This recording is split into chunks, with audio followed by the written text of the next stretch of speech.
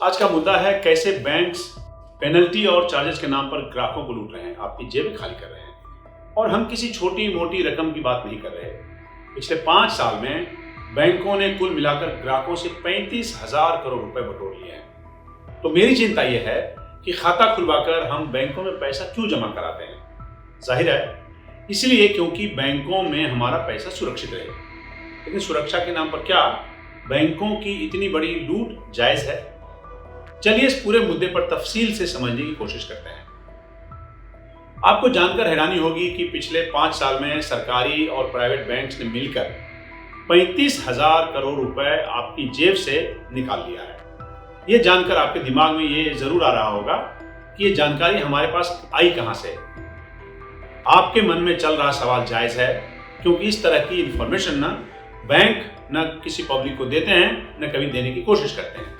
लेकिन संसद में जब कोई सवाल पूछे तो जवाब तो देना ही पड़ेगा ना। संसद में पूछे गए एक सवाल के दौरान वित्त मंत्रालय ने यह खुलासा किया कि बैंक 5 साल में ग्राहकों की जेब से 35,000 करोड़ रुपए निकाल चुके हैं। अब हम आपको बताते हैं बैंक्स ने ये 35,000 करोड़ रुपए इकट्ठा किया कैसे।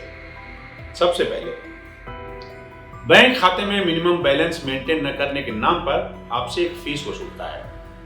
फर्ज करिए आपके बैंक में हर तिमाही मिनिमम बैलेंस की राशि औसतन 5,000 रुपए होनी चाहिए।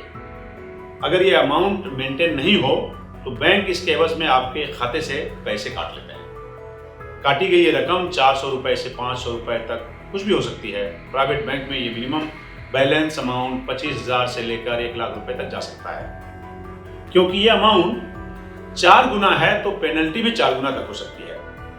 आपको बताते हैं मिनिमम बैलेंस के झोल झाल के नाम पर किन किन बैंकों ने आपसे पिछले 5 साल में 21,000 करोड़ रुपए जुटाए हैं। जिन बैंकों के नाम है उसमें axis bank, HDFC bank, IndusInd bank, ICICI bank, IDBI bank, इस लिस्ट में बाकी सरकारी बैंक भी शामिल हैं, लेकिन इस डॉक्यूमेंट में उनके नामों का अलग से खुलासा नहीं किया गया है। आइए देखते हैं इस मामले में रिजर्व बैंक की पॉलिसी क्या कहती है। किसी भी खाते में मिनिमम बैलेंस रखने के नाम पर RBI लगभग चुप है। रिजर्व बैंक ने ये बैंकों के विवेक पर छोड़ दिया है। दरअसल ग्राहकों के प्रोफाइल को ध्यान में रखते हुए अलग अलग बैंक के बोर्ड ये डिसाइड करते हैं कि मिनिमम बैलेंस मेंटेन नहीं करने पर ग्राहकों पर कितना पेनल्टी लगाया जाए और फीस के रूप में कितनी वसूली की जाए। यानी ये साफ है कि इस मामले में रिजर्व बैंक की कोई यूनिफॉर्म पॉलिसी नहीं है। जिस बैंक को जितना लूटना हो वो अपने विवेक के हिसाब से आपको लूटता है। आगे चलते हैं और बताते हैं कि आपको लूटने का दूसरा पैंतरा बैंक का एक और नियम है। क्या है वो? ATM कार्ड का इस्तेमाल एक सीमा से ज्यादा नहीं होना चाहिए। अलग अलग बैंक ग्राहकों के खाता टाइप और अन्य फैक्टर के हिसाब से डिसाइड करते हैं। बैंक महीने में 5 बार या महीने में 10 बार तक ATM इस्तेमाल करने, ATM से विड्रॉल करने की इजाजत देता है। कई बैंक ऐसे भी हैं जो इस पर कोई बंदिश नहीं लगाते, यानी इसके लिए भी RBI की कोई यूनिफॉर्म पॉलिसी नहीं है। इस मामले में भी बैंकों के बोर्ड की मनमानी चलती है। तो होता यह है कि बैंक्स ATM विड्रॉल की मैक्सिमम लिमिट क्रॉस होते ही चार्जेस लगाना शुरू कर देते हैं। और यही वो पैंतरा है जिसके चलते पिछले 5 साल में 8,000 करोड़ रुपए आपकी जेब से निकलकर बैंकों के पास पहुंच गए। अब बताते हैं बैंकों का आपसे पैसे लूटने का तीसरा पैंतरा क्या है। आपके मोबाइल पर बैंक के SMS अक्सर आते होंगे। जैसे खाते में बैलेंस की जानकारी, ATM से विड्रॉल की जानकारी, दिवाली होली की शुभकामनाएं।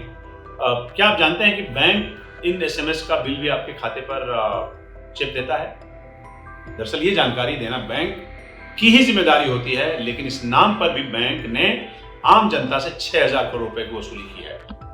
मतलब SMS करने के लिए भी पैसे आपकी ही जेब से गए। मेरे हिसाब से इससे बड़ी ज्यादती और कुछ नहीं हो सकती। Non maintenance of minimum balance 21,000 crore, ATM beyond free number 8,000 crore, SMS charges 6,000 crore. कमाल की बात है। SMS भेजने के नाम पर पैसे लिए जा रहे हैं, तब जब इस दौर में एसएमएस भेजना लगभग न के बराबर का खर्चा है, और है भी तो ये पैसे आपकी जेब से क्यों जाएं? एक जिम्मेदार पत्रकार होने के नाते हमने इन सभी बैंकों को मेल लिखा, जानने की कोशिश की कि ये कारनामा किस पॉलिसी के हिसाब से किया जा रहा है। ईमेल में अपना आईडी और फोन नंबर भी छोड़ा, लेकिन उम्मीद के मुताबिक सभी बैंकों ने इस पर चुप्पी साधे रखी। ये चुप्पी साधना लाजमी है। मुझे लगता है कि इसका जवाब किसी बैंक के पास नहीं है। अब आपको एक नया पर्सपेक्टिव देता हूँ, बड़ा मजा आएगा। ये जानने की कोशिश करते हैं कि 35,000 करोड़ रुपए कितनी बड़ी रकम है और इतने पैसे में सरकार क्या क्या करती है। ये रकम ग्रामीण क्षेत्रों की तरक्की के लिए चल रही स्कीम मनरेगा के इस साल के बजट का आधे से ज्यादा है। मनरेगा का बजट है 60,000 करोड़ रुपए। ये रकम जीएसटी से टैक्स वसूली के ताजा आंकड़े का 1/4 है, लगभग। अभी पिछले कुछ महीने से देखेंगे तो जीएसटी के आंकड़े लगभग 1,65,000 करोड़ के आसपास पहुंच रहे हैं। अब एक और अजीब सी तुलना दिखा रहा हूं आपको। आप जानते हैं कि दिल्ली मुंबई एक्सप्रेस वे के निर्माण पर सरकार ने कितनी लागत लगाई है? 1,10,000 करोड़ रुपए। बैंकों द्वारा वसूली गई रकम उसका 34% है। इतनी रकम खर्च करके सरकार 300 नई वंदे भारत ट्रेनें मैन्युफैक्चर कर सकती है। मेरी इस तुलना से मुझे उम्मीद है कि आपको अंदाजा हो गया होगा कि ये रकम कितनी बड़ी है, और न केवल आपके लिए बल्कि सरकार के लिए भी इस तरह की रकम का खास मतलब है। तो क्या इसे द ग्रेट इंडियन बैंक लूट कहा जाए? अगर आपको ऐसा लगता है तो कमेंट्स के जरिए अपनी राय जरूर शेयर कीजिएगा। और हाँ, अगर आपको भी ये चिंता का विषय लगता है तो इस खबर को ज्यादा से ज्यादा शेयर कीजिए ताकि आम लोग जागरूक हो सकें। धन्यवाद। फिर एक ऐसे ही मुद्दे के साथ अगले हफ्ते मुलाकात होगी। नमस्कार, मैं हूं पवन कुमार।